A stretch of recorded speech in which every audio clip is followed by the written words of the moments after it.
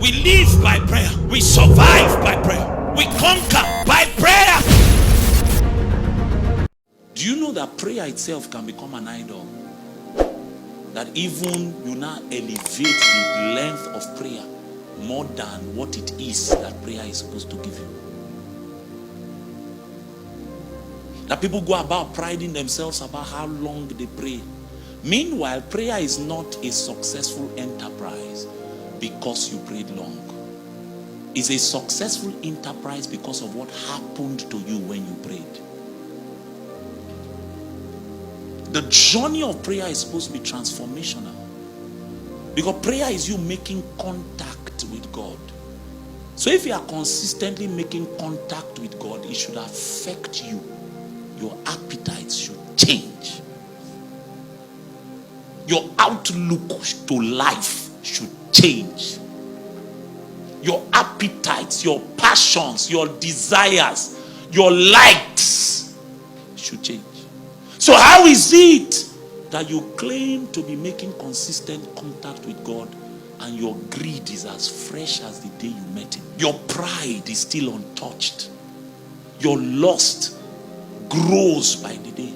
Now we can't even trust two Christians in courtship anymore. We can't trust them. Christians are using courtship now to hide sexual immorality.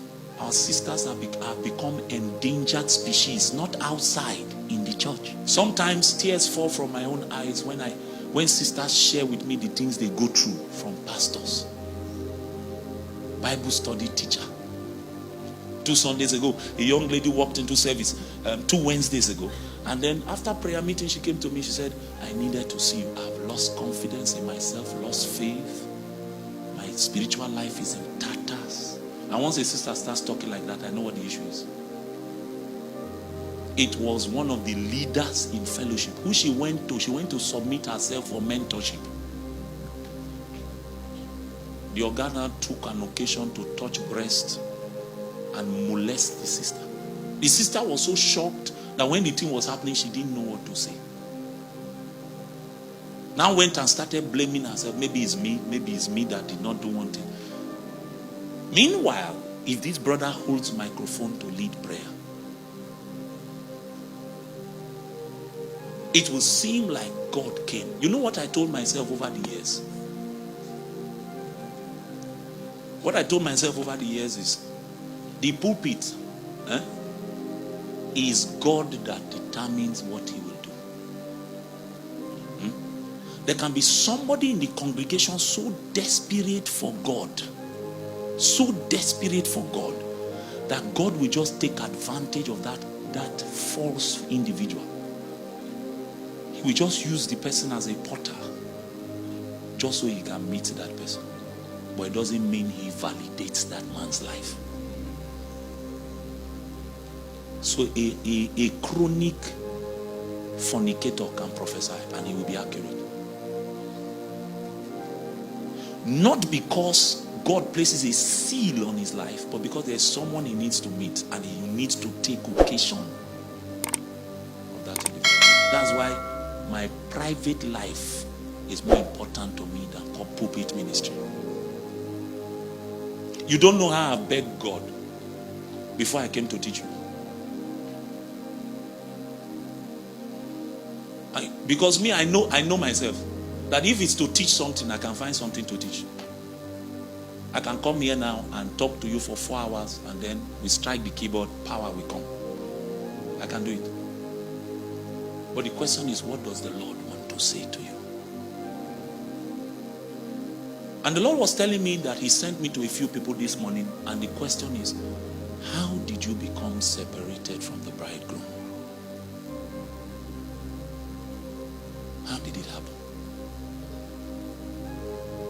How come you are looking for him everywhere? Don't you know where you normally used to find him? Lovers have places where they know that if I go there, he will be there. They have secret hangouts. They have codes that they use to communicate. If he caught eye for me, I know sin and waiting it up. How is it that she was lying on the bed and she suddenly realized, where is the one whom my heart loves? I need to ask a young man here, how come you've gone so far and yet it has been without Jesus? Where did you become separated from him? And you know the thing I'm speaking about, the reality I'm speaking about is that the bride can be going on as if everything is okay. This Shulamite, this her condition is a sign of spiritual health. She's not yet spiritually dead. She's drowsy at this point. She's overwhelmed with spiritual malaria. She has not died yet. This is a sign that her pulse is still alive. She can sense that there is something missing. Some people have gotten to a point where they no longer know what is missing. They can't tell.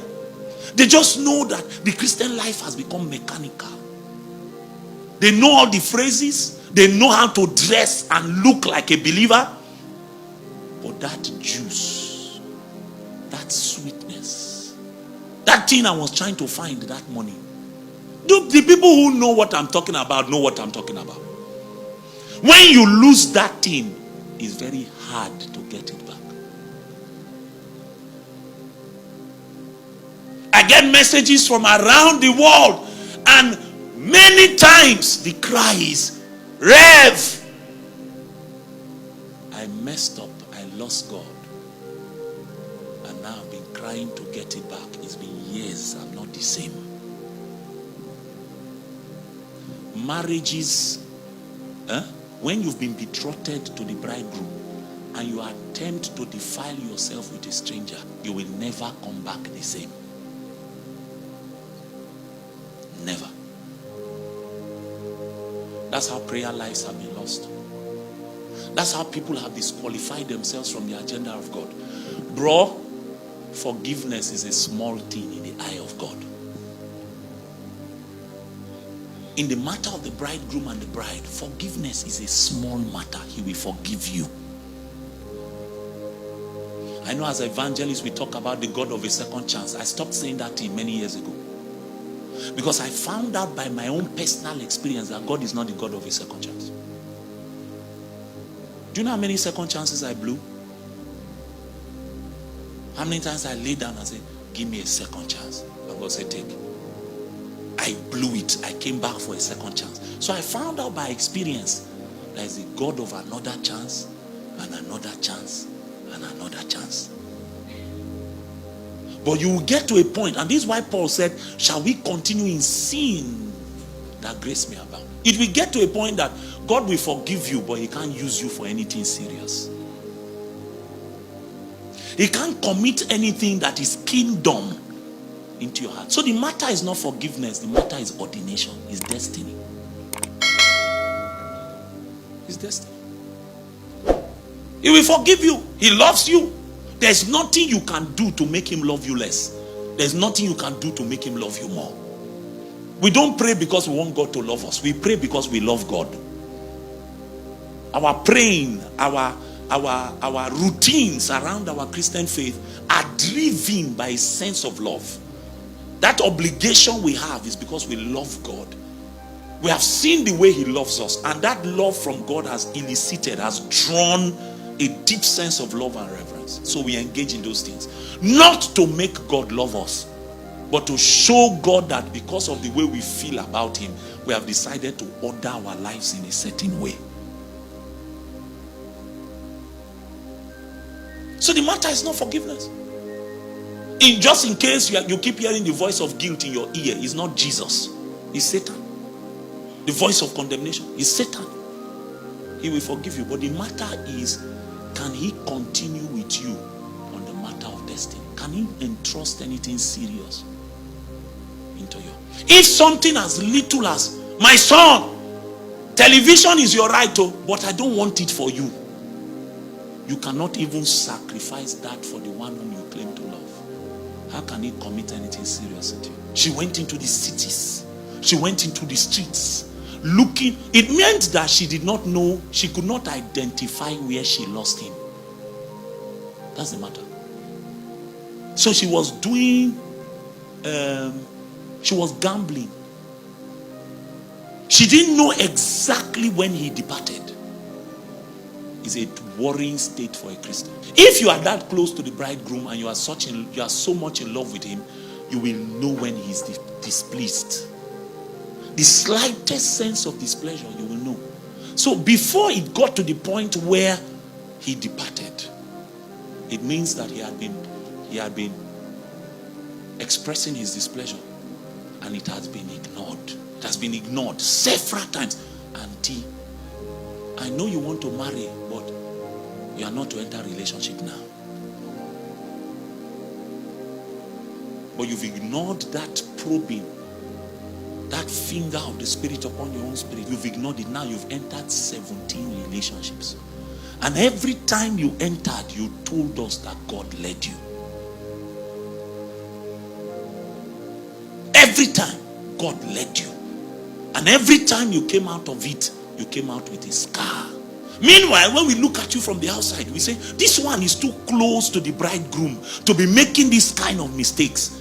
We do not know that what you have is public ministry. You don't have private consecration. The matters of the bride and the bridegroom are private matters. Do you notice that the point where she began to feel this longing, where was she? She was on her bed, probably prepared for her bridegroom.